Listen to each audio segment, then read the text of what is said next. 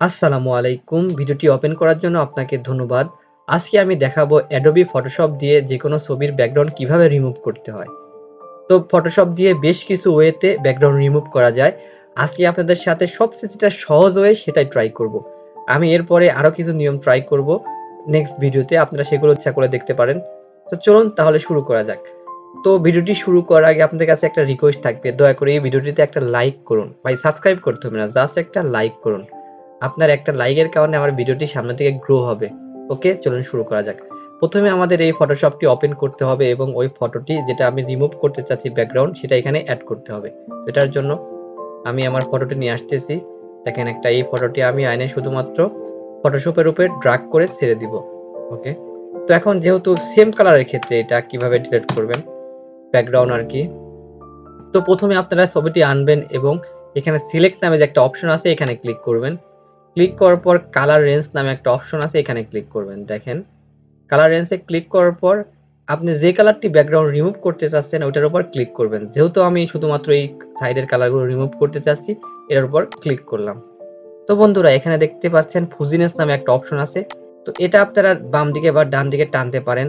যখন দেখবেন এটা একেবারে কালো হয়ে গেছে মাঝখানেটুকু, জাস্ট এটার উপরই রাখবেন এবং এটা ব্যাকগ্রাউন্ড রিমুভ করবেন। তো আমার মনে হচ্ছে এটা পারফেক্ট। অ্যান্ড এরপর ওকেতে ক্লিক করবেন। দেখুন এটা জাস্ট বাইরে সিলেক্ট হয়েছে, ভিতরটুকু কিন্তু এখনো সিলেক্ট হয় নাই। ফটোটির ব্যাকগ্রাউন্ড সিলেক্ট হয়েছে বাট ফটোটি সিলেক্ট হয় নাই।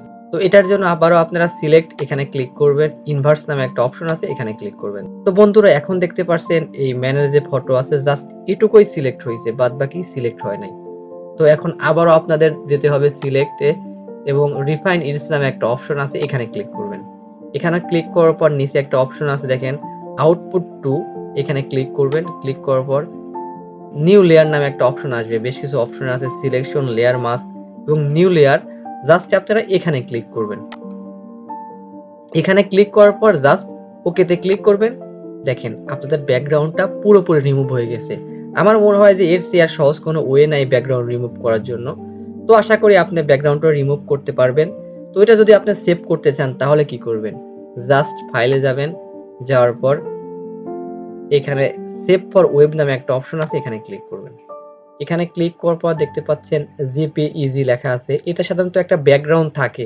আপনি যদি এভাবে সেভ করেন তাহলে কিন্তু অবশ্যই ব্যাকগ্রাউন্ড রিমুভ হবে না। এটার জন্য আপনি জেপিইজি এর এখানে ডাউন অ্যারো আছে এখানে ক্লিক করবেন। ক্লিক করার পর পিএনজি 24 নামে একটা অপশন আছে এখানে ক্লিক করবেন। এখানে ক্লিক করার পর আপনারা সেভ করবেন। এখন আপনাদের যেখানে ইচ্ছা আপনি সেভ করতে পারেন। আমি ডেস্কটপে বা যেখানে ইচ্ছা আপনি সেভ করতে পারেন। আমি এখানে সেভ করতেছি। দেখেন আমার সেভ করা হয়ে গেছে। এখন আমি ফটোটি একটু খুঁজে দেখাবো। দেখতে পাচ্ছেন এটার কোনো ব্যাকগ্রাউন্ডই নাই। তো সাধারণত এভাবে একটা ফটোর ব্যাকগ্রাউন্ড রিমুভ করতে হয়। আশা করি ভিডিওটি বুঝতে পারছেন। আর না বুঝলে অবশ্যই কমেন্টসে আমাকে জানাবেন। এত সময় ধৈর্য সহকারে ভিডিওটি দেখার জন্য অসংখ্য ধন্যবাদ। ভালো থাকবেন। আল্লাহ হাফেজ।